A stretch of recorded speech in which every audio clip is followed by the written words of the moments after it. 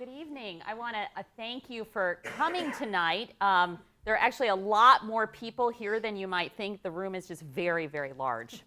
So thank you for joining the Religion and Public Life Programs event tonight.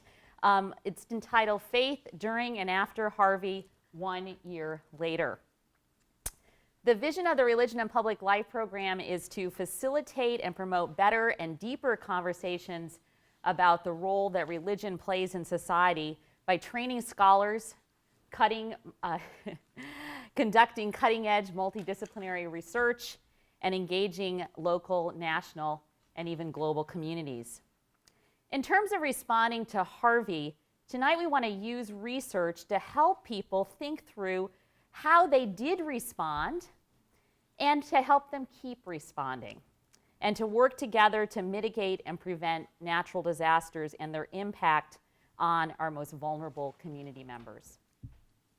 I'm Elaine Howard Eklund, and in addition to serving as the director of the Religion and Public Life Program, I'm also proud to be a professor of sociology at Rice University.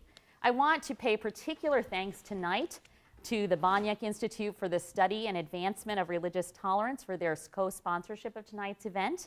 We're very happy to have Director Paula Sanders and Associate Director Zara Jamal here with us tonight, so thank you for that.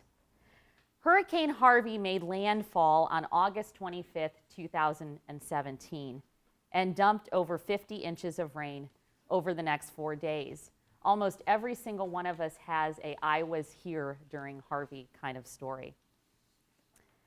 On September 6th, 12 days after the hurricane hit, the RPLP hosted a conversation much like the one tonight to discuss how Houston's community of faith were stepping up to help others. Tonight, we want to inquire if and how religious organizations are continuing to assist with recovery and to prepare for the future. I encourage you to take a look at the insert inside your program. There you'll find some more specific information, some research information regarding recovery efforts. I want to pay thanks to Dan Bolger, one of our PhD students, and RPLP program manager Haley Hemstreet, who worked very hard to put together that information that started out at about 15 pages and then was redacted down into only the half page that you have there, which some of you probably think is still too long. It's as good as academics can get. As we all know, the damage of from Harvey was really unimaginable.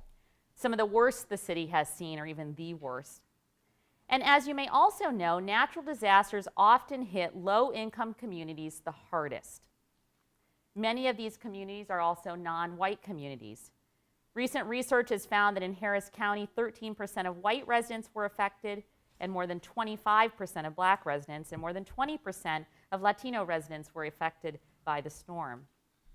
Other research from Rice University just released, co-authored by our own sociologist, Junia Howell, a former PhD student, and Jim Elliott, note that wealth inequality increases in counties that are hit harder and more often by disasters. Though it's been a year since the storm, many people are still recovering. It's hard for me, who was not affected personally by the storm, who just has survivor's guilt, which I think many of us have. It's hard for me to imagine the devastation that still exists in many parts of our cities, and particularly in those most disadvantaged communities. These communities often turn to religious organizations first for help. And getting resources to those in the poorest neighborhoods requires that nonprofits, religious organizations, and government organizations partner together. And we want to dive into this a little bit more.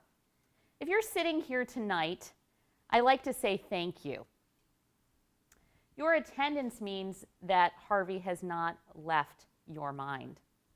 It's not escaped your thoughts, and your thoughts are still with the people who are still recovering. And I think maybe you're some of the chosen few in some ways. As we see with other natural disasters, there is a massive increase in local volunteerism and giving following the disaster. However, as time passes, people forget. The rate of volunteerism dramatically decreases while the local needs continue to persist. For example, in preparing the insert for your program, we wanted to see what religious organizations have been doing over the past year to help. Many religious organizations had very, very detailed updates about their involvement immediately following Harvey, yet far fewer had continued to provide updates about long-term relief efforts. We have a few select examples on your insert, and please know that there are, of course, many other groups that are still active. These are simply a few cases that we found online or were made aware of. We will hear from our panelists tonight what their organizations are still doing. Our panelists represent a variety of perspectives, both religious and lay leaders. The Reverend Alexander Johnson, to my far right, is Associate Pastor of Wheeler Avenue Baptist Church. Afshi Sharania Merchant serves on the Aga Khan Council for the Southwestern United States. Paula Pipes is principal of her firm, Pipes Research and Consulting. And Jason Plotkin is Program Director of Congregation Emmanuel. They maybe are not sitting in the order in which I just introduced them, but maybe you can kind of try to figure out who is who. Please look to your programs for additional biographical information. Before we jump into our discussion, I want to draw your attention to another effort called the Harvey Memories Project, an effort of Rice University, which was created in partnership between Rice, Houston Public Library, the Harris County Public Library, and the University of Houston Libraries. The goal of the project is to document people's experiences of Hurricane Harvey through images, video, and text-based stories. And we have some information at a table that's located outside in the foyer after, so don't run away. Be sure to look at that.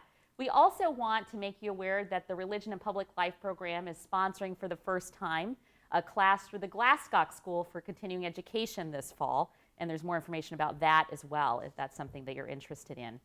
So thank you for being here tonight. I'm very, very grateful that you came, and now we're going to move on to asking our panelists some questions prepared by students. Okay.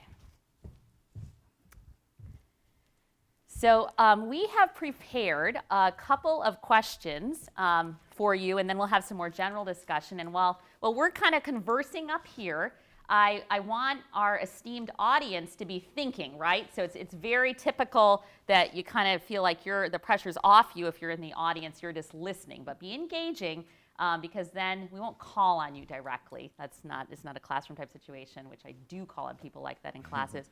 So don't be afraid in that way. But do be thinking, and afterward there'll be some chance for you to engage our wonderful speakers as well. So first, for Alexander Johnson of Wheeler Avenue Baptist Church, I was told that you lead and coordinated the response of your congregation to the needs of the community following Harvey. And just tell us maybe a little bit about what the congregation did, and then what helping with needs has continued to look like over time. Sure. Well, good evening to everyone, and thank you to Dr. Eklund and the Religion and Public Life program for allowing me to share in this event, and good evening to this illustrious panel. Wheeler Avenue responded the week after Harvey by opening a donation and distribution center in our gymnasium. Initially, we had coordinated with the City of Houston and Janice Weaver in the mayor's office, and we were going to serve as a shelter, as we did following Hurricane Katrina. But when the capacity of the storm kind of set in, they realized that our little gymnasium wasn't sufficient. It wasn't the George R. Brown Convention Center.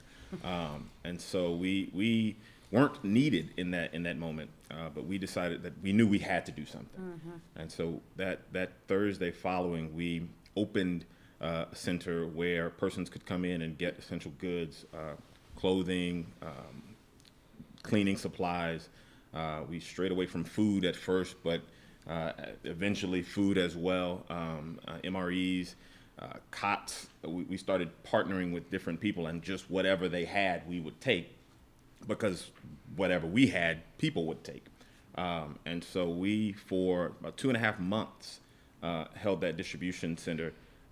And you mentioned in your opening remarks the disproportionate experience for non-white communities, and we saw that in the membership that was coming, not our personal members, but those members who were joining the community members and family that was coming to experience and receive from that donation and distribution center. That was one effort.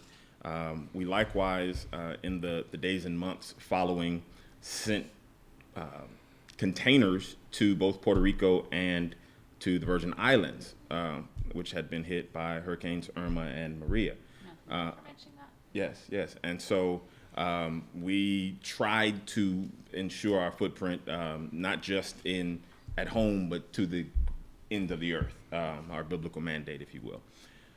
So we lastly engaged in direct support, both financial and physical. So our men's ministry went to homes of members and helped to begin the renovation process, begin the deconstruction process, the demolition process, removing trash, essentially. And we were blessed by several community partners across the nation, many of whom we don't know, financially with gifts to give, large, substantial gifts. So we gave out nearly $500,000 in funds as a consequence of our membership contributing to that effort and churches that just trusted the church with those resources. So those were a number of the efforts that we engaged in initially. Could you chat with me just a moment about what the congregation is doing to prepare for future natural disasters and how you're thinking about that? Sure. It's something that we've been talking about for a while now. The church is often looked to as that initial Band-Aid, that triage during the immediate time after any natural disaster. We sent teams to Moore, Oklahoma after their devastation. We've tried our best to be servants and be available to our brothers and sisters following disasters. What we have not done well is document our method, what it is that we should do in those moments, because that's not what we do on a normal basis. We have 80 ministries at the church, and none of them is disaster relief. And perhaps we should start a disaster relief ministry. But what we've done is begin to concretize and somewhat institutionalize a methods or policies for how to respond in these times, how to divert assets, financial assets. I'm in charge of those 80 ministries, and so I cut budgets, and we didn't do regular ministry events for the entire fall, and so about $80,000 went from ministry budgets toward direct relief. So just putting things like that into perspective and trying to institutionalize it so that we don't have to reinvent the wheel every time. How many members does your church have? I should have asked you that. It depends on who you ask. The roll number is 17,000. Wow. Yeah. It's not a small job. Yeah. Paula Pipes of Pipes Research and Consulting, if I may, a couple of questions for you. So your work is with nonprofit organizations. I should also say that there are 3 people on the panel who are left-handed. Now, what are the odds of that? I bet there's a social scientist out there who can tell us the odds of that. I am left-handed. Now, are either of the 2 of you left-handed also? I am. No, I'm right-handed. Good night. 4 of us are left-handed? Wild. Yeah. Amen. I don't know I don't know what that means, but it's something. I don't know why we think of it that way, but I do somehow. So you work with nonprofit organizations that identify as faith-based, known as Community Assistance Ministries, or CAMs. Can you tell us a bit more about what a community assistance ministry is and what their role has been in providing Harvey relief? Okay. Well, the Community Assistance Ministries, it's a model that is in other cities as well. It's not just in Houston, but the way it's taken shape in Houston is that many of them, not all, but most, are what you would call zip code based. They started generally around the 80s or so, and it was congregations coming together in their particular community and developing more coordinated response to need, started often with food pantries. And those organizations have grown now, and they still vary a lot in how they operate and the size of their budgets and such, but part of their defining themselves as faith-based is that they still really maintain those ties with the congregations and derive a lot of their resources, especially volunteer resources, from the congregations. So when Harvey hit, one of the things that was really helpful about the community assistance ministries is the fact that they are in the community. And they are, to the vulnerable populations, they're usually well known as being a resource for basic needs. Things like food, but also rental assistance and help with paying for utilities and things like that when people have some crisis. So a lot of people would have already known about the community assistance ministries and headed there for help. And so they were really swamped with people needing water, the cleaning supplies that Alexander mentioned, food. In those early days, it was those kinds of things that they were taking care of. And a lot of their congregations were flooded as well. So in some cases, they had to recruit new volunteers rather than rely on the ones that they usually have come help because they were without homes too. So there was a lot of chaos initially. I'm sure everybody experienced that, with really being able to triage both internally within these nonprofit organizations, but also with the community needs. And how have congregations specifically teamed with CAMS for Harvey Relief? So what does that partnership look like? It's been interesting. Some of it is space. One of the Katy Christian Ministries, they were flooded and had a lot of mold damage, and so they actually had to operate out of one of their congregations up and through January. So something as basic as that. But they also, as I mentioned before, they sent volunteers, and in the early days they were barbecuing in the parking lot and doing whatever they could to keep volunteers and the clients, the flood victims, with food. And then as things began to settle down some and the donations were pouring in, a lot of the congregations would offer storage space so that, because there was more water and all of those kinds of things, and people didn't want to let go of them. The nonprofits needed to hold on to it because they knew the need would last for a long time, but they're not equipped, they're not warehouses. So in a lot of cases, the congregations provided that kind of space. Some of them acted as shelters. Some of them, because they are used to, these relationships are already established, which is really helpful. So they were able to, the congregational volunteers were able to kind of plug right in with these nonprofits. And they did things like even setting up websites that could become kind of clearinghouses for what needs there were, everything from wheelchairs to diapers. They would do things like that to help communicate and organize and coordinate.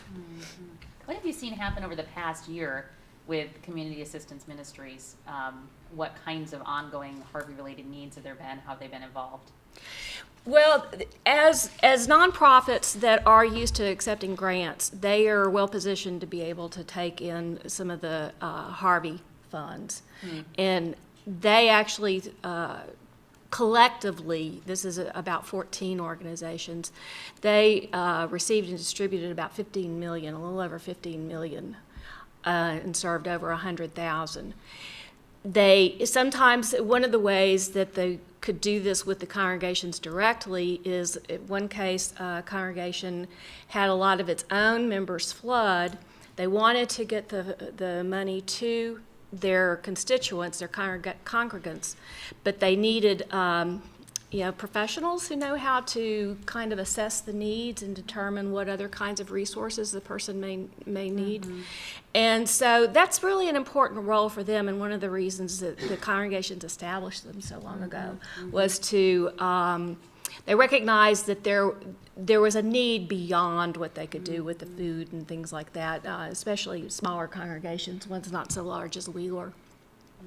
So they have continued to receive funds, and one of the things that's really helpful about the congregations for the nonprofits is that I'm sure you're aware that a lot of the grant monies that come into these nonprofit organizations have requirements. They have eligibility requirements as to who they can serve. And so the congregations can be a really important source of unrestricted funds. And so that enables the ministry, the congregations to continue their ministry to the people, but in ways that, for instance, the CAMs are operating with the Harvey what is it called, Harvey Home Connect, the repair builders, the repair people. They're helping to vet the clients and then get them ready for being able to take in the assistance that the builders are providing. So there's been a lot of ways that it's been ongoing, and a lot of ways in which the congregations have maintained and worked. Thank you. And for Jason Plotkin at Congregation Emmanuel, so one thing we noticed and have talked to you about is that your congregation offered a Hurricane Harvey Houston day camp in the days following Harvey. How did you put this together so quickly? So, really, It was really striking. I think we talked about it a year ago too. Yeah. so with Hurricane Harvey, for a lot of the Jewish community, if you're aware, a lot of the Jewish community lives in the Meyerland, Bel Air area. So Hurricane Harvey was like the third oh crap moment for a lot of those people in that part of town. Emmanuel is uniquely positioned where we're probably the biggest hub of Jewish life outside of what I will call the Jewish bubble, where all the other Jewish agencies were. So unlike a lot of our partners in the community, our facility was, we were impacted, but very minimally. So when we were able to assess our facility, we realized we're in position, unlike a lot of our partners in the community, to do something. But when you think about what you want to do, you don't want to do something haphazardly. And I think we were aware, of what other partner Jewish agencies, particularly in the community, have done during previous storms, because unfortunately we've been there before. But we wanted to do something that we could be good at. And we considered various options, and trust me, I was getting phone calls saying, you should do this, you should do that. And we got a phone call from Green Family Camp, which is the Reformed Jewish camp located right about Waco Temple area. And they said, we want to help. We think we can put together a camp. We've never done it before. And I said, well, I have the facility. Let's do it.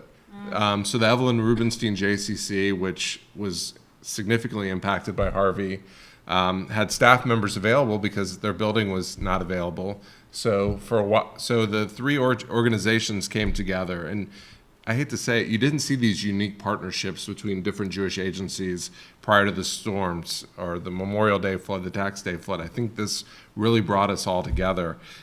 So we launched a day camp on the Thursday after Hurricane Harvey. And as you know, Houston ISD, we had no answers right then. We didn't know when Houston ISD schools were going to open. And we really didn't know what to expect. Well, slowly we got to 150, 200. Jason, how many more people can we fit in this camp? Well, I had room for 300, it ended up. But it came down to volunteers. We had to have enough volunteers because we could provide a safe space, but we needed like instructors and different people who could bring different skills. So fortunately or unfortunately, social media really became a beacon after the previous storms, and there were flood groups and there were communities, and we really tapped into those communities. We found high school students, Rice University, great support from students on campus, and we were able to launch this camp, feed 3 meals a day to these kids and their parents. It wasn't only kids whose families were mucking out their houses, it was friends of those families who were helping muck out their houses but needed a place to put their kids.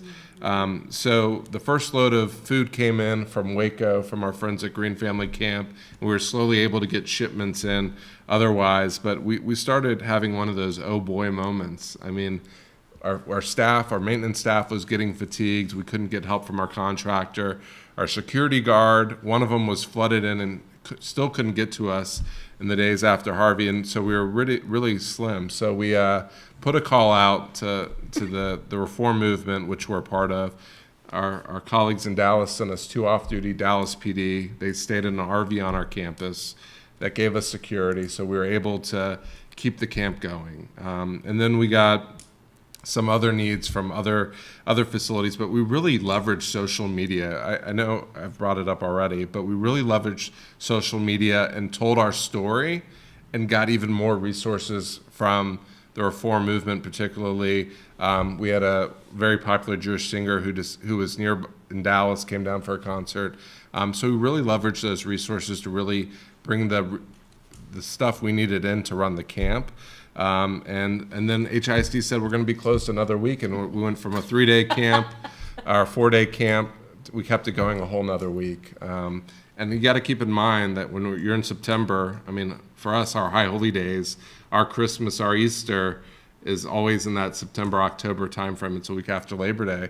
We couldn't really get ready for the High Holy Days because of what was going on. So there was just a lot of things we put to the side because we wanted to make our facility available not only for the camp, but after HISD started, being able to help other organizations, both Jewish organizations. We hosted various events and rentals and non-rentals that we gifted to other agencies in the community that we're still doing today because their facilities are impacted by the storm. So I neglected to ask you how many members are part of Emmanuel. Congregation Emmanuel has about 1,750 families. We're the largest Reformed congregation in the city of Houston. Yeah, thanks for that context. It's amazing. You head your congregation's disaster relief board and its efforts, and maybe say a little bit, if you would, about what this board does year-round and what it's done since Harvey. So as it relates to disaster relief, we have, over the last few years, as we said, became familiar with how to help our congregants and the greater community and really assessing the needs and how to direct the resources to people. So again, we talk about what's available and what people need. So when we had an issue, we again went to social media. We communicated to our congregants the needs were XYZ. We needed big box store gift cards. We needed different supplies. We really had to become experts in being able to point people in the right direction, because when you're under a lot of stress, and I mean I've been there. I lived in New Orleans during Katrina. You don't want to be pointed in multiple different directions. You want to give someone the right answer the first time, or give them the tools they need to succeed the first time. So a lot of what we did was really assess what people need and match them with the resources they needed from the get-go.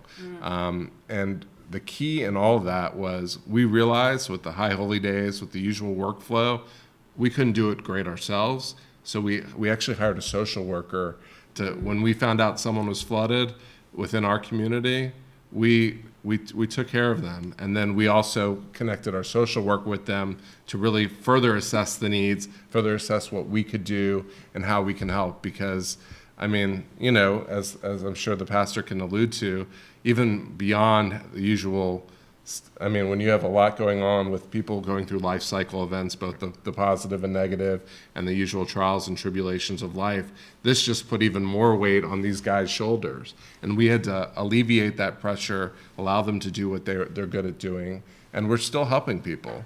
The need was immediate, of course. People needed their houses mucked out, but people couldn't afford going to summer camp this summer. People can't afford going to secular school or our religious school. We are still helping those people, and we've put aside the funds that we didn't use right off the bat, knowing that this is not going to be a 6-month thing or a 12-month thing. I mean, you have people who literally moved into their house after the tax day flood, and then Harvey hit the week they moved in. I mean, these people are dealing with all sorts of mishigas, as we say in the Jewish community, and we're still helping them, and that's important. Thank you. And now Afshi Sharani Marshan from the Aga Khan Council for Southwestern U.S. A few questions for you. Your organization was recognized by the Points of Light Foundation for your post-Harvey relief work. And for those of you who don't know, the Points of Light Foundation was organized by George H.W. Bush. It's an international nonprofit, nonpartisan organization headquartered in the U.S. and dedicated to engaging people and resources in solving serious social problems through voluntary service. That's a pretty big deal. So can you tell us a little bit about the work you did to receive the award, if I may put you on the spot? Yeah. Absolutely. It was an absolute honor to be recognized on such a national platform by the Points of Light organization in the presence of 5 former living U.S. presidents. So an absolute honor. And for the Ismaili Muslim community, and volunteering and service to others has always been a central component of the Ismaili Muslim ethos in our faith. So volunteering is something that we already were doing pre-Harvey as well, and we were already deploying volunteers in the community at large. So when Harvey struck, I mean, I don't think any of us in the Ismaili Muslim community ourselves were surprised that we had over 2,500 Ismaili Muslim volunteers who who donated or contributed over 13,000 volunteer man hours and working alongside other Houstonians to provide community service and support to the communities which were impacted post-Harvey. In terms of the work that the Ismaili Muslim community did, we engaged in both the evacuation and the recovery relief efforts post-Harvey. And given the breadth of the work that we've done, I actually have some notes. I'm sure I'm going to miss some, but I hope you'll forgive me. But in terms of the work that we did, we had over 750 volunteers who were at the Houston Food Bank for 7 days straight, who prepared over 150,000 meals. We had over 800 volunteers at the George R. Brown Convention Center when the city of Houston had opened that up as a shelter. And they provided and served meals to over 35,000 meals to the evacuees who were there, and that was for straight 13 days that we were there. We were at NRG before it was shut down, and the evacuees were moved over to GRB. We worked with St. Teresa Catholic Church and St. Lawrence Catholic Church in Fort Bend County, where we deployed volunteers to help with the sorting of the donations that came through, and then make them available to the community members who came there to so-called shop or pick up the items that they needed. We had volunteers in the Beaumont area who went into the Southeast Food Bank and volunteered their time over there and helped prepare the meals there. The volunteers, the Ismaili Muslim volunteers, prepared over 3,000 meals and provided groceries to low-income apartment unit housing in Houston, where the roads were flooded, where even just in a regular tropical storm, the roads get flooded. So with Harvey, the roads were going to be impassable for several days. So the volunteers did that. We assisted with the Houston Housing Authority, who had reached out to us and said, hey, this is many days post Harvey, saying we've identified seniors living in these public housing units which are not in, which the city inspectors have deemed to be uninhabitable, and we need help, helping them pack their belongings and moving them. So we had volunteers deployed there. At the same time, we had over 230 some volunteers helping with the mucking, removing sheetrock, in over 60 homes. We did blood drives with ABC 13 and the Gulf Coast Regional Blood Drive organization. We held a supplies drive within 2 days, because as we were volunteering with St. Lawrence and with St. Teresa, we realized that, yes, there are a lot of volunteers out there, but the supplies were starting to dwindle. So within a matter of 2 days, we collected 4 truckloads to be able to send to these, to the churches, because the churches were already set up and were already doing the distribution. So we wanted to provide services where there already was a gap, and that's the gap that we saw. So that's what we did. We packed lunches, over 3,000 lunches for Kids Meals on Wheels, and we were fortunate enough to be able to find trucks and send over 1,000 gallons of water and milk to the Beaumont area to help to help the communities there and families that are impacted as well. So just in a nutshell, I'm sure I've left some other stuff out, so forgive me for that. We get a lot of questions of how do you try, how do you have such specific numbers? But because we've been volunteering for such a long time, we already had the mechanics and the processes in place. So when Harvey struck, we already had, within hours, we had the volunteers mobilized.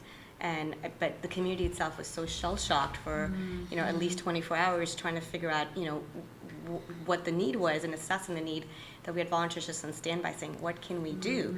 And so the minute that we had other organizations and communities saying, hey, this is what we need, we just kind of pulled the lever and we just started deploying volunteers as the need came through.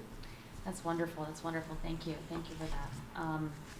And so maybe say a bit, if you would, about engagement and disaster preparedness, sort of ongoing efforts, and how you're engaged in them, or think you should be, or? Yes. Yeah. So as a community, we constantly have education and awareness programs in the community itself. We're constantly educating community members pre sort of disasters, and being in the Houston or the Texas area, obviously, we are more focused on the hurricanes. But for example, in the Oklahoma area, they're more focused on on the tornadoes. So just depending on which part of the U.S. we're in, so that's an ongoing awareness and education.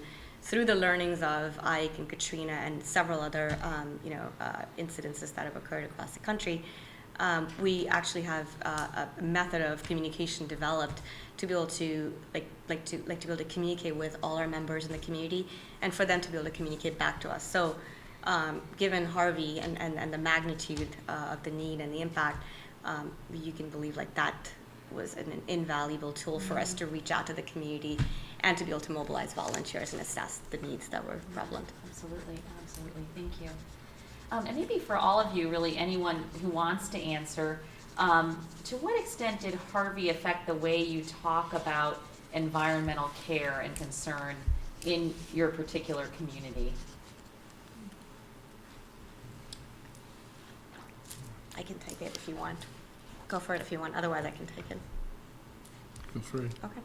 I mean, I'd say that Harvey's definitely affected conversations on the environment and climate change and care and concern for the environment itself. But even prior to Harvey, as a community, we were already engaged in service and care for the community, whether that was in the form of helping with the green spaces, cleaning up of the Buffalo Bayou parks or the surrounding parks in the neighborhood, and engaging volunteers, and because these green spaces and contribute to a quality of life that we are accustomed to as well. And Harvey has definitely made us all view at least our ongoing volunteer activities in that space with a different lens, or maybe I should say with a sharper lens for sure. So there's definitely been a lot of learnings from Harvey that we've we've taken back. That's great.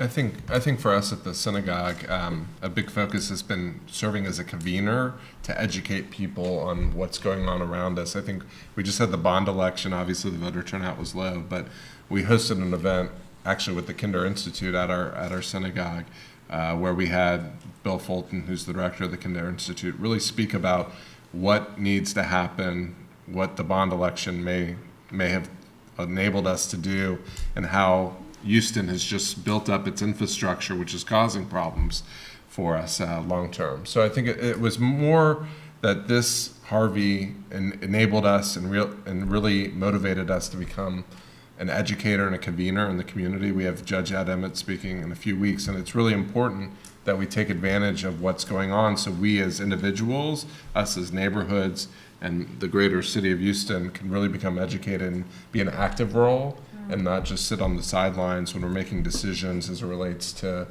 what the future of Houston looks like. Are we building in this place when we shouldn't be, et cetera. So it's more, we've really taken the reins in being a convener for the community. I would answer your question less ecologically, more theologically and sociologically. I think we didn't necessarily transform how we talked about the ecology or the earth. We did transform how we looked at our role as servants in our community.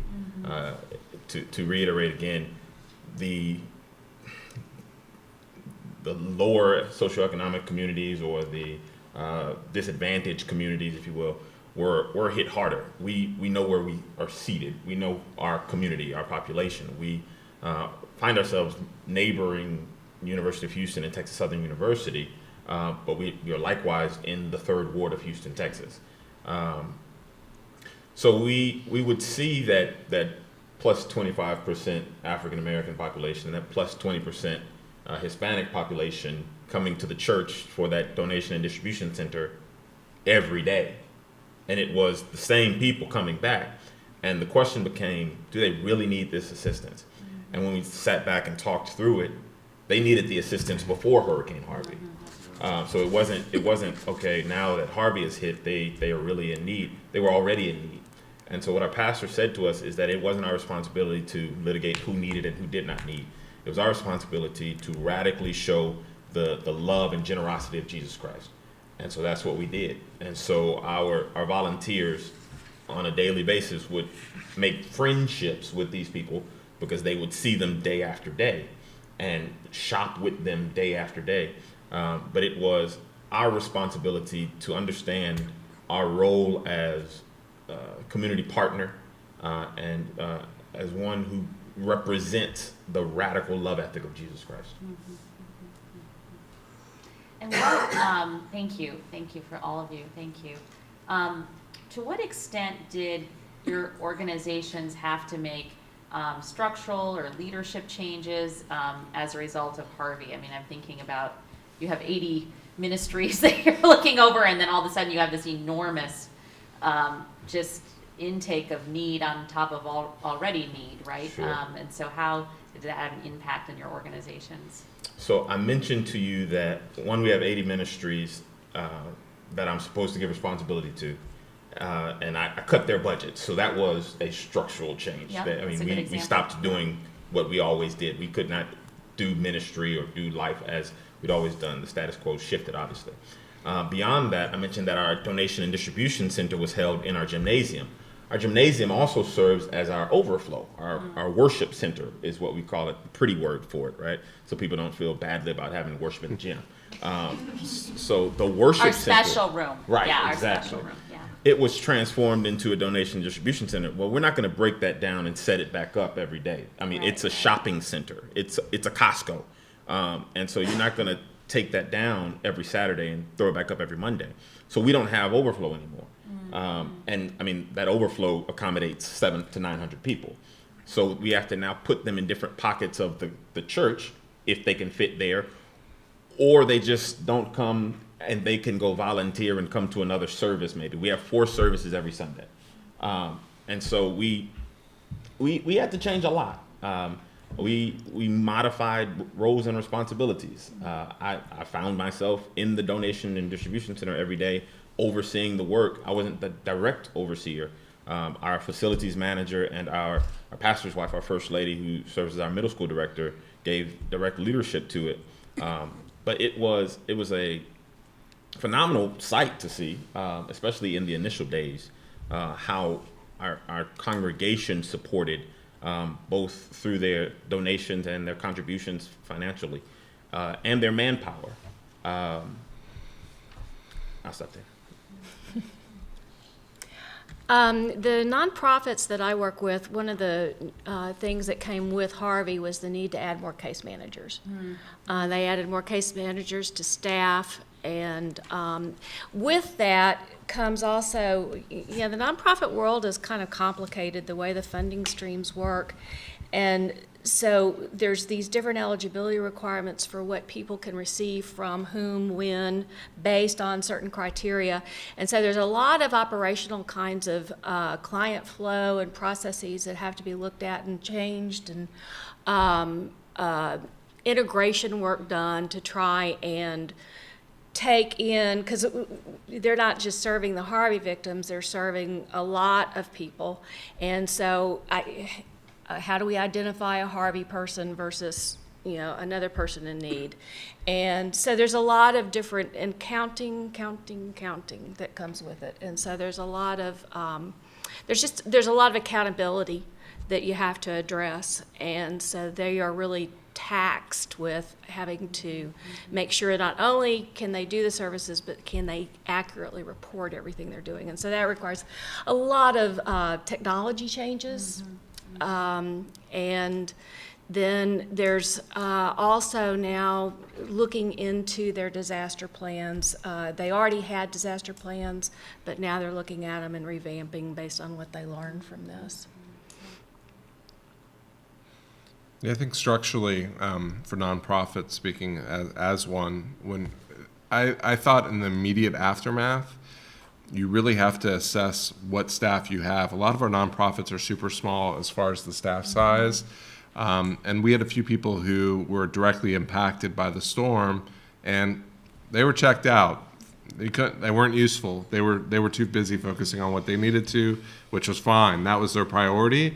But I think you really, as a staff in preparation for a storm, especially nonprofits that are small or religious institutions that are small, really have to have an idea of how to, handle multiple responsibilities. You have to think if Joe Blow is out, you're going to have to step up and make decisions for their department. If for instance, if it's the preschool director and she was flooded, and you want to get your preschool up and operational because these parents need that child care, you just have to have a system in place where you're always learning what really needs to happen in that other department. Because if one or two people and your staff is 5 or 6 people are out of commission, you're really going to be in trouble when the time arises. And unfortunately, that's going to happen when you have such a small staff and we're all living in the same part of town, if you will. Yeah, absolutely. I think we want to shift now to hearing some questions from you, and just to kind of keep them to questions, if you would. I know you know what that is.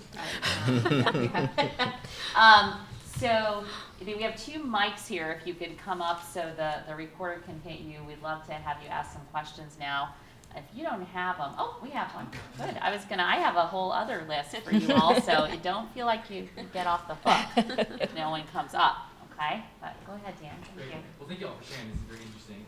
I was curious, a couple of you mentioned partnerships that came up because of the storm, so partnerships that you might not otherwise have had. So my question is kind of how the storm reshaped some of your networks and partnerships and the extent to which those have sustained over time. And I'm also curious about kind of the level of partnerships. So some of them you mentioned were local partnerships, but I know you mentioned people from Temple and Waco coming, or even sending stuff overseas. So I'm wondering how those partnerships, how partnerships were formed, whether they've sustained themselves, and then kind of what level they've sustained themselves at. That's great. Thank you. All right. So with the partnerships, I think in the immediate aftermath of the storm, you saw a lot of branches. In Judaism, there's different branches: conservative, Orthodox, Reform, etc. Those are really the main 3. And you had unique partnerships where the Orthodox were going to synagogue at the conservative. The preschool or the religious schools are the elementary schools were merging to host other schools as they had issues, and those partnerships held until those people were able to go in their buildings. And we're still celebrating some of those partnerships, which is really nice. We are partnering with other synagogues that we might not have necessarily partnered with before on programs. We're co-sponsoring things, and I think we have had to build relationships. Some of the partners might have been a little more hesitant to build those partnerships at first, but now we're really engaged on various things that it makes sense for us to engage in. And then nationally, after we had our situation here, we had friends in California who had significant issues with wildfires, and we had kind of developed a reputation on how we handled stuff. And those people in California reached out to us and said, "How did you do this? What was your thinking behind doing this?" And that information from our experiences helped them deal with their experiences in the moment. And they had kind of taken some notes after seeing what we had done, particularly on social media, to keep communicated, because we all don't have access to updating various things remotely. I think as nonprofits, we really need to. I remember in Katrina, I worked at a university. We had no direct deposit, couldn't update the website at the small historically black college I worked at the time in New Orleans. I mean, these things technology has gotten better. We have smartphones, right? So we just have to hone in on how we communicate and get people used to knowing that those forms of communication are how you're going to communicate in a disaster or disruption. And it really, I guess, as it relates back to the partnerships, is that those are the key elements in finding what communications work and taking notes to build for future, I guess, disruptions, learning from each other. I'm sorry. Good evening. Just a comments going to be directed towards Pastor Johnson and perhaps even Mr. Plotkin. Well, our church, when we worship, we use a lot of imagery. So immediately after Harvey, during the worship experience, the pastor said, "Don't use songs that say 'Let it rain' or 'Open the floodgates of heaven.'" So my question is, how did the language in the church change, particularly maybe in the worship experience from the pulpit, and how was even the flood addressed theologically, if it was? Sure. Great question. That's great. First of all, the example you gave, we literally had the same conversation using the same songs, right? Don't sing "Open the Floodgates of Heaven." Like, just don't, that's just insensitive, right? And we have to be mindful of those experiences. So we did have that conversation. We were mindful of our liturgy, if you will. But we also directly addressed it because we knew that there were members in our church reeling from that experience. So our pastor preached a few sermons that directly addressed it. And oddly enough, our pastor was actually out of town when Hurricane Harvey hit. He's internationally sought after, especially nationally sought after. So he was out of town when Hurricane Harvey hit. And I was scheduled to preach that Sunday. And as the rain continued to fall, I stopped writing my sermon, right? You know, kind of like, maybe not, go get a glass of wine that I normally don't do if I'm writing a sermon. And so I finally got a chance, maybe 2 weeks after Harvey, and I personally wanted to preach about a storm and God stilling a storm. Peace be still, right? So I made a poor effort at addressing it through theological discourse. But I think you have to have dealt with it from the pulpit, especially in the Black church context. The sermonic moment is the climax. Everyone comes to hear the sermon, and or the music. Just don't sing about the rain. So yeah, we sought to address it theologically, to talk about the sovereignty of God that we don't understand. Job's situation. Why do bad things happen to good people? The theodicy question. We sought to address that explicitly. We likewise had counseling with a lot of our members, and I think we don't want to discredit the worth and value of counseling, good mental health practices. Some of it couldn't just be addressed sermonically. You need to talk through it, especially we have members who likewise live in the Meyerland area. They were stuck in their attic, elderly members. And so you have to kind of wrestle with it both theologically and psychologically. Thank you. Thank you for sharing your experiences. I was wondering, do you see any collaboration amongst the different faith groups in the Houston area? As you're sitting there, we know it's a church, a synagogue, Muslim community. Have there been a coalescing of multi-faith community? I can't remember what CAM stands for, but have you seen sort of a desire to create a broader sense of belonging and incorporating different faith groups? So I'll tell you, prior to Harvey, I know that we had already formed an interfaith group of various different religious communities that came together. But I will tell you, during Harvey, we worked with many religious communities that we had not worked with before prior to that. So it definitely strengthened our relationship, and it definitely allowed us to reach out to them and bring them into the fold of the interfaith group that was already formed. So that helped us to strengthen the existing relationships and also build new relationships. So each community could sort of talk about who they were and what they did, and how, coming together we can benefit each other. Thank you.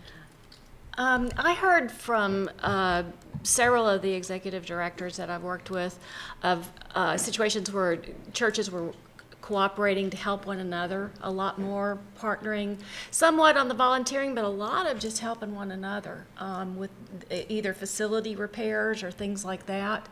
One of them said something to me interesting too, though, that I think is important to think about, is she said that it's really important that these relationships be established beforehand. And she said that's really what enabled us to do all that we could do, is the fact that we had these relationships already established. So, and those, they can definitely always be strengthened, and I can certainly see how something like this would do that. And I think it did strengthen some relationships within the individual congregations.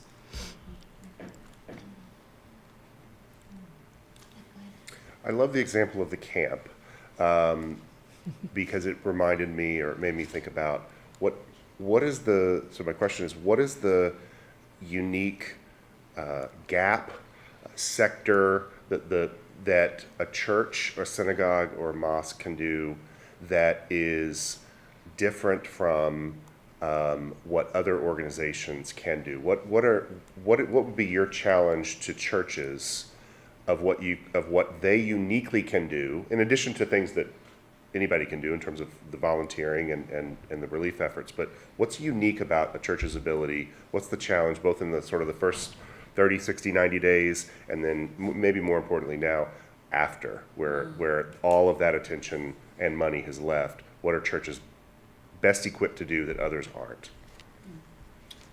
You want to go first? I think it's highly contextual. It depends on the capacity of the church, the synagogue, the mosque, or the community. Jason mentioned that they didn't want to do anything haphazardly, and they had a camp to come to them and say, hey, we can pull this together. They had another institution in the neighborhood that wasn't functioning, so they had volunteers as a consequence. I think you have to kind of look at what you have the capacity to do and do well. It probably depends. Like I said, during Katrina, we were a shelter. During Harvey, we were a donation and distribution center and gave out gift cards. So I think it's a great question to think through and process. And in our institutionalizing and concretizing our methods, we should absolutely think through what can we do well and maybe come up with a spectrum of things based upon the context. So for us in the Smiling Muslim community, our strength has always been volunteer mobilization and deployment. So I will tell you even, so instead of creating new programs, I mean, other than the supply drive and other things that we did, which were unique because that's what the situation demanded, as you know, as he said that, you know, during Katrina, and they were set up for one thing, and during this, like Harvey, like, and they were set up, so you kind of evolve and you are more flexible, like based on like the need at that time. So because our strength has always been with volunteer mobilization and deployment, so 1 year later, you know, because of the recognition that we received through the Points of Light Foundation, we have other communities and organizations now reaching into us and saying, hey, we've got this need 1 year later.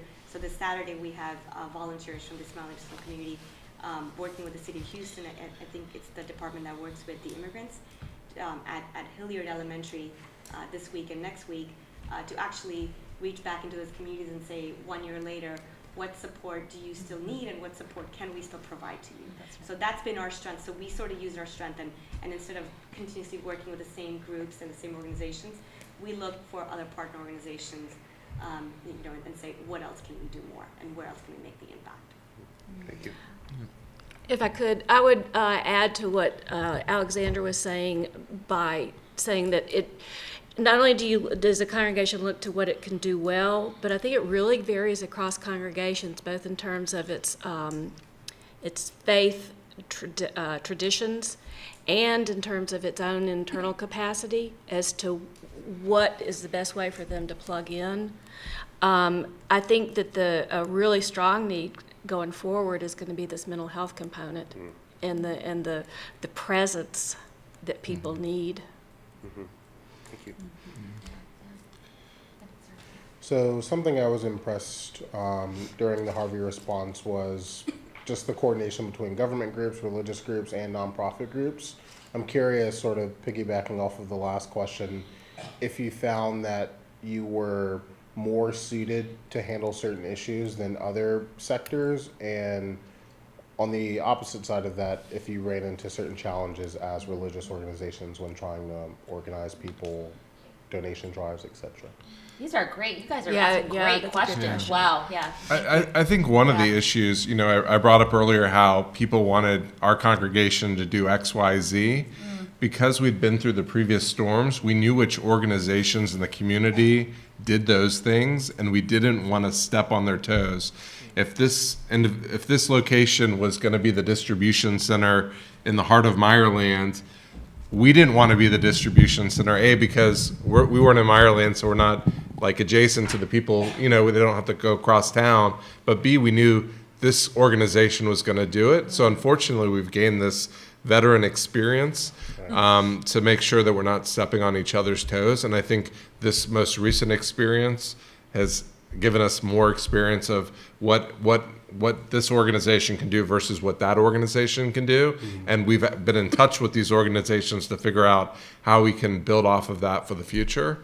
But I think the key is not duplicating services and knowing, as we've talked about multiple times up here, knowing what you have the capacity to do, because you can simply not do everything. And I think that's key to being able to respond in the way that these organizations up here have. I think one important point too is that when a disaster like this hits, it's hitting everybody. And one of the things that was interesting about Harvey was what an equal opportunity player it was. Right. But it's hitting people who, in a lot of cases, and the ones who are still really struggling the most are those who are vulnerable to begin with. And you don't know for sure what other kinds of circumstances and situations some of those people may be dealing with. And so I think that that's one way in which partnering with either a government agency or a nonprofit organization is helpful for congregations to be safe, to know, to have some guidance about how to help people who are in these extreme situations. Mm-hmm. I know that the Episcopal Health Foundation, they have been doing a series for several years now, offering for congregations to do mental health first aid classes. And I talked with people who utilized that when they were in the shelters. They could kind of screen for the mental health issues that were being exacerbated in the situation. May I speak to that question as well? Yeah. I really appreciate the question. And one, yes, there's great value in partnering with government agencies. As I mentioned, the city of Houston contacted us before the storm hit. So we were in partnership with the city, even though the plan fell through because of the nature of the storm. But one of the cherished principles of Baptist governance and polity is this principle of autonomy. Mm-hmm. Literally means we can do whatever we want. We answer to no one save God, right? The church, the individual church. So we had the flexibility that separate bureaucracies didn't have. And people got frustrated with FEMA or with the Red Cross because they have to go through all of these hoops to get assistance. And what we wanted to do was eliminate the hoops so that we can give direct assistance. If you say you were affected, we're going to trust you. It was like the honor system. And we know we were lied to in certain cases. That's okay. Again, it goes back to the fact that these people needed assistance before the storm. So we had the flexibility to be of assistance without the hoops that others did not have. So I can tell you in all honesty, and I'm guessing everyone here can attest to that, is I don't think any one of us, like the group or religious organization that's sitting here, can say that we would have been able to make the impact that we were able to make without forming those partnerships and alliances with the government or with other community organizations. Mm-hmm. And it really took the entire community coming together, partnering together, this being really a huge team effort within the greater Houston community to actually have the measurable impact that we were able to even have. Well said. Thank you. So I think we've heard a broad overview of the work that you've been doing, but could you talk a little bit maybe more about personal anecdotes or memories that are indicative of the kind of work you did, especially considering the longevity of your engagement with the community and in the context of, people perhaps forgetting the effects of Hurricane Harvey? I can just speak from first experience because I can recall where I was when the eye of the storm passed over. I personally had also been evacuated because the area that I was in, we were behind some levees. So I already had 3 other families staying with me who had already been evacuated. So when we had to evacuate, all 4 families had to evacuate somewhere else. So when I got the call from President Murada Jani, who's the president of our community, and he called, I think, right when the eye passed over, saying, "Okay, come to the Jamaat Khana." And I was like, "For what?" He's like, "Well, there's volunteers here." And when I got there, and I realized that these guys, like the team of volunteers, had actually been there for the last 48 hours, been sleeping there, preparing for the disaster. And as the magnitude grew, there were more and more folks who were there. And I thought I didn't really have much to do. And so when I got there, I realized that there were individuals who had already been rescuing community members all across the city. and they were bringing them and taking them to their friends and family and other safe places, but there were others who didn't have a place to go. So even though the Jamaat Khana Center was in a voluntary evacuation area, the decision had been made to actually open it up to the community and let other community members come and find a place to stay, and or we would find other homes for them. So that was really interesting, and I will tell you, within like hours we had trucks like lined up and volunteers in trucks to go find them homes, and it was just mind-blowing for me. And I look back and at work today I had someone telling me, hey, well, you came and rescued me only so you could hand over your work responsibilities, because I was on call for work, and my personal business, what we do is we actually supply fuel to the government and to commercial accounts and gas stations. So you can imagine, like, from both the business and the personal perspective, I was very, very highly engaged. And so, and then they still were talking about today at work, because they were like, well, you just called us in and rescued us from our homes just so you could turn over the work, so you could volunteer. And I said, yeah, and I was fortunate that my 5-year-old son was with my parents in Westview and happened to be there. I didn't see him for 7 days. So that allowed me to actually do whatever I was able to do for the community, and I was just blessed with the opportunity.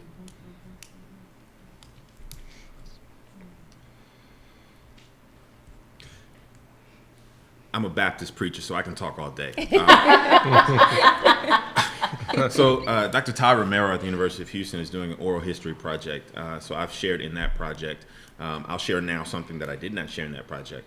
Wheeler Avenue has always been engaged in community activism and community support. And when we saw, as I think most of us saw, a church in the city, a very popular church in the city, being rightly or wrongfully accused, I would say wrongfully accused, of not supporting fast enough, we knew that we had to support fast enough, right? So I had some survivor's remorse. All I had was a little leak in my office upstairs, right? That I fixed last week. And so I hear ya. So I felt a little guilty. We survived, we weathered the storm, but I knew that we had to do something because we were blessed and we had the capacity. So it was my guilt and awareness of our situation that kind of led us to kind of coordinate our senior staff leadership team and say, hey, what can we do, and what can we do really quickly? I think we had that conversation on Tuesday, and on Thursday, as I mentioned, we were up and running.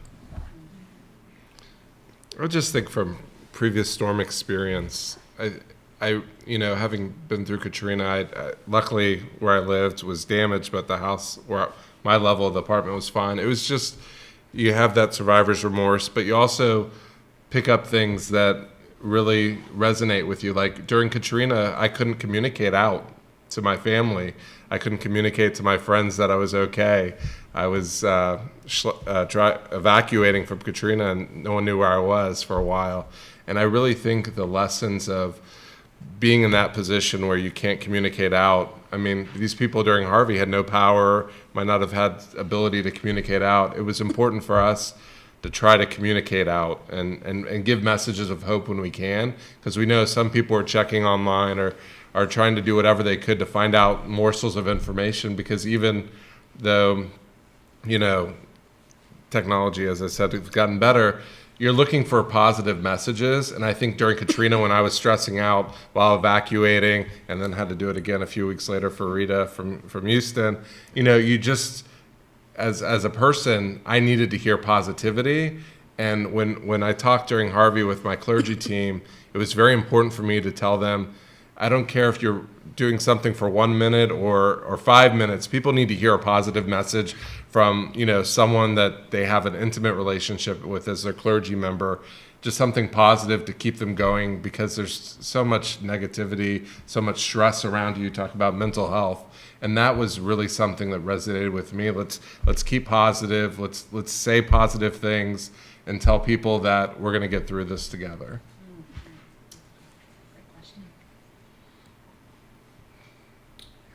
So thank you to the panel for your sharing your experiences and your wisdom.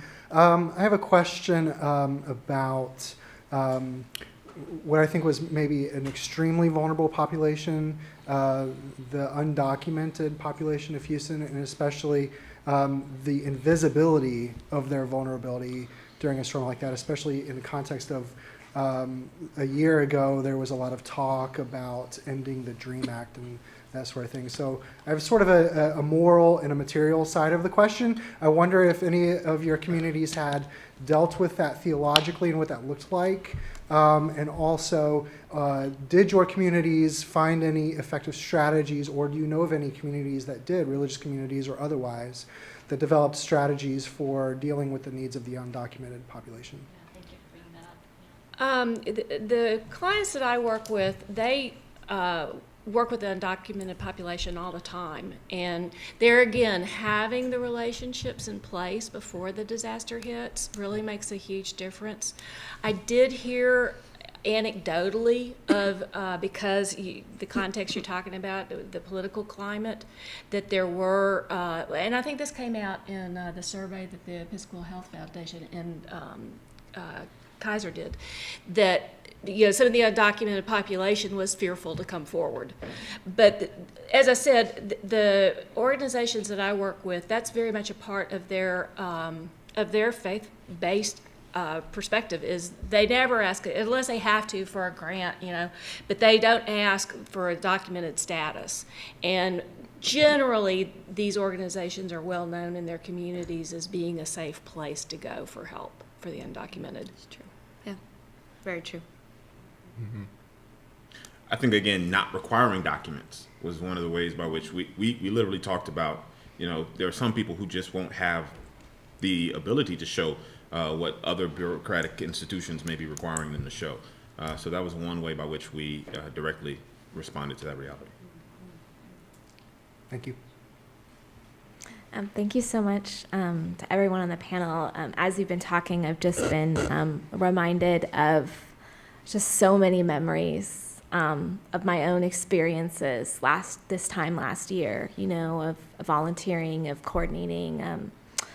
I've been reminded of the huge expenditure of energy that went out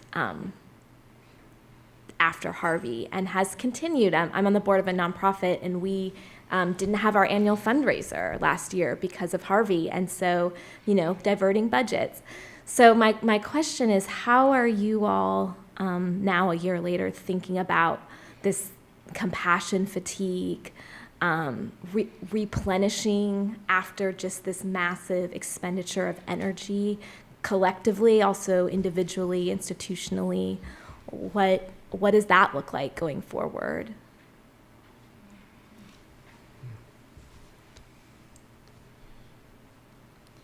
So for us, we've always been in the business of serving and volunteering. So I will tell you that there definitely was fatigue, because for doing it for 1 month straight, which, and trying to organize and deploy that many volunteers and track them, the hours and the various organizations that we're working with and the needs we're fulfilling, there was definite fatigue. But I think after a couple of weeks or a month worth of rest, the volunteers were ready to bounce back, because it's part of our ethos, it's part of our ethical framework. So it just came very naturally, and because it's always been ongoing, it's just stayed ongoing for us after that. I think that's true of the nonprofits that I work with too. They certainly had exhaustion associated with this, and more intense in some ways, just because of the not just the magnitude, but just the event itself, the way it affected all of us, I think. But yeah, for them, it's not. As he said, they were hurting before, and Harvey just maybe showed where some more vulnerability was. So they're just. In fact, today I was in a meeting where the discussion was about how to put together some financial coaching to help people who are still not able to get back into a home, to sort out their financial situation more so that they are able to. So the planning goes on. Yeah, it's the nature of the beast, I think, like has been stated. That's our responsibility. That's our in Judaism, we call it mitzvot, to do good deeds, tikkun olam, to repair the world. That's just part of who we are. I think our focuses and our interest in what we do might have changed because we learned that there's different pockets of need in the community that maybe we weren't properly serving previously. But we do, we just kind of picked up and continued doing what we've historically done. And we might have just added a few new things or a few new endeavors.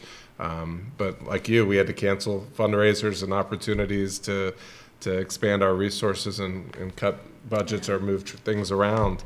But again, we're back to business of doing what we've always done historically, and that's to help people in need. My response would deviate slightly from my co-panelists. We are a church and we are a service institution. We know we're supposed to serve, but the magnitude of the service immediately following the storm was such that it really did cause, I think, that compassion fatigue. We saw it in the initial outpouring of love, right? It was, okay, we got to turn away volunteers on the first few days. But then a week later, all right, they have jobs, actually, right? And now they have to go back to those jobs. Mm-hmm. And then a week later, their children are back in school. And so they're getting back into the regular routine. So we saw a diminishing of volunteers because of the nature of life, one. But we also, and as I appreciate this panel, it's likewise, I've had so many memories come to mind that I forgot about. And I don't think I'm the only one who forgot about stuff, right? Because time elapsed and space and life happened. So I think we have to be more intentional about kind of remembering what took place, chronicling. I'm grateful for the experience to 1 year later talk through it, because it helps us to realize what all took place. And I'll say this and I'll be done. Even God rested after he worked really hard, right? So I think at some point we have to be intentional about taking a break and making sure that our volunteers do the same. Did you want to do another question? Oh, sorry. Just sort of piggybacking on her question in general. We expect trials in our life. We expect our faith institution to help us weather the storm, literal and figurative. How has it helped you get deeper in your different faith group? Because, it's great when something crazy like Harvey happened and people come out and we just help whomever. But as you said, a lot of things get exposed because the hurt was there. And, if I live my life as a Christian, I expect trials, I expect to fail, but sometimes I don't expect someone to help me. And how do we infill the desire to always be open to help and always to be aware that we're going to have a trial? And how have you incorporated that in your church, in your synagogue, in your mosque?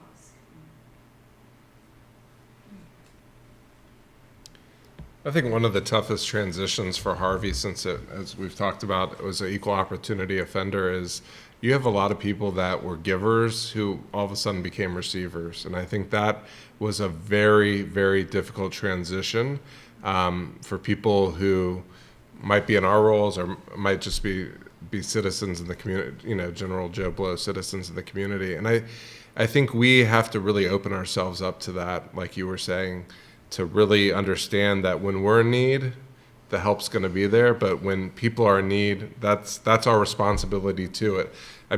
Hopefully it doesn't have to come full circle and we have to be the receivers. But that transition, I think, particularly for the Jewish community who keeps getting hit again, it's just been very problematic where people they don't feel comfortable to ask. And we've laid the groundwork that it's okay to ask. Just come to us, tell us that you need help. We're here to help you.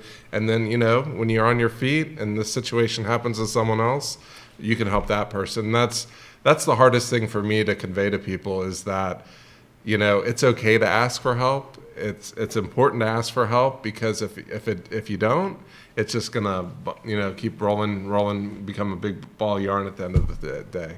So I think at this point, we'll end the panel there, but you shouldn't leave yet, because we have set up from some desserts. I think I'm right about that. We have, right? So yes, we have. Good.